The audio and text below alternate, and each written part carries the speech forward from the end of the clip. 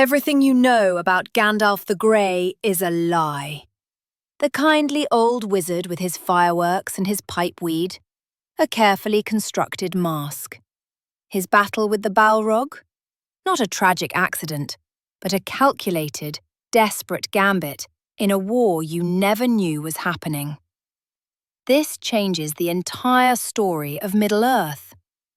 Welcome back.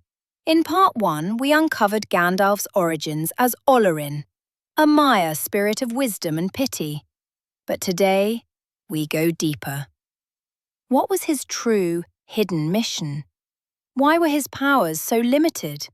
And what catastrophic failure forced him to die and be reborn? This isn't just a tale of a wizard. It's the story of a celestial spy operation that was on the brink of total collapse. To understand the stakes, we must return to the beginning of the Third Age. The Valar, the gods of Middle-earth, send 5 emissaries. The leader is Saruman the White, then Gandalf the Grey, and 3 others, Radagast and the 2 blue wizards. Their mission, as decreed by the Valar themselves, is not to rule, not to dominate, but to guide. To unite the free peoples against the shadow of Sauron through counsel and subtle influence. They are forbidden to match Sauron's power with power. Their weapons are to be wisdom, hope, and courage. But Sauron, a Maya of immense power himself, is already moving in the shadows, rebuilding his strength in Dol Guldur. The game is afoot from the start.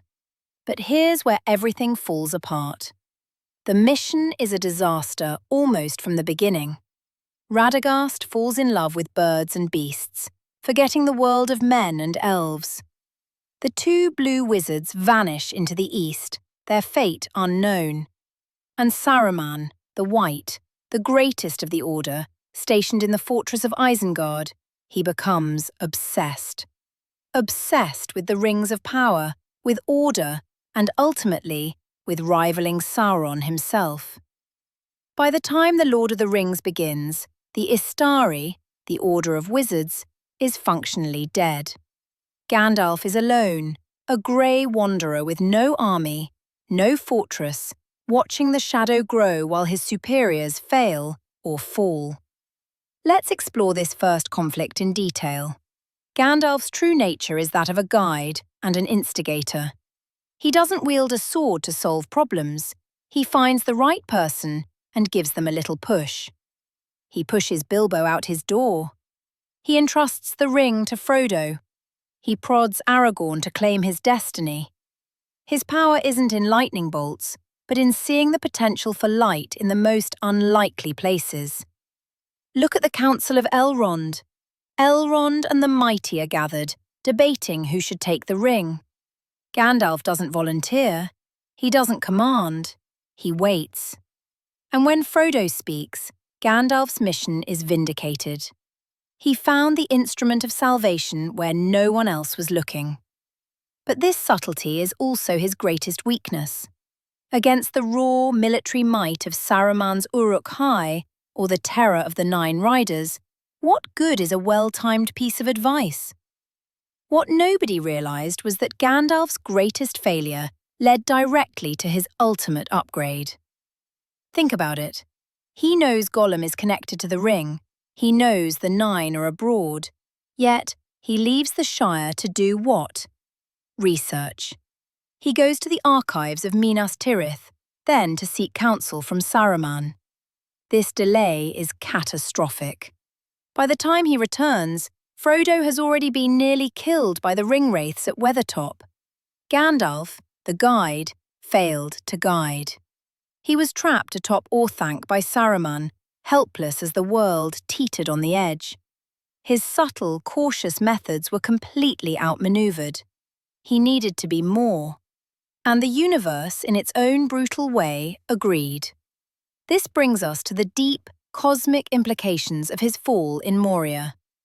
The Balrog of Moria, Durin's Bane, is not just a random monster. It is a Maya, like Gandalf, like Sauron, a spirit of fire and shadow from the ancient world. Their fight is a clash of titans in a mortal shell. When Gandalf faces the Balrog on the bridge of Khazad-dûm, he breaks his own rules. "You shall not pass," is not subtle guidance. It is a direct, monumental exertion of his innate power. And for that, he is cast down. He dies.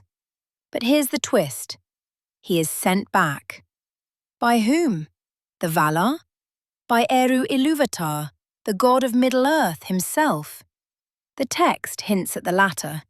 He is sent back not as Gandalf the Grey, the subtle guide, but as Gandalf the White. He is sent back to finish the job, and this time he is granted the authority to match power with power, to lead openly, to confront Saruman and command kings. This creates a second, profound conflict. As Gandalf the White, he is now the head of his order. But what does that even mean? Saruman is a traitor. The others are gone. So Gandalf goes to Rohan, and he doesn't just advise King Theoden, he exercises him. He breaks Saruman's spell with a word and a touch. He leads the defense of Helm's Deep. He guides the strategy for the final battle at the Black Gate. The humble wanderer is now a general. But has he become what he was meant to replace? Has he, in his rebirth, strayed close to Saruman's path of direct dominion? The key difference is in the heart. Saruman seeks power for control. Gandalf wields authority only to give it away. He heals Theoden to restore the king's own rule. He defends Minas Tirith so that the stewardship can pass to its true king, Aragorn. And suddenly it all makes sense. Gandalf's entire journey is a divine correction. The Valar's original plan, 5 subtle guides, was failing. So the plan evolved. The one wizard who never sought power, who remained faithful to the mission of inspiring others, was chosen. He was put through the ultimate test, death itself, and returned with the mandate to be more direct, to be the White. But his core nature never changed. Look at his final act in the story. At the very gates of Mordor, facing the terrifying mouth of Sauron, Gandalf the White, wielder of sacred flame, could have unleashed his power. But what does he do? He defends Frodo's quest with words. He protects the hope of the Hobbit. Even at his most powerful, he returns to his first principle. Faith in the small, the kind, the humble. This is the climax of Gandalf's secret war.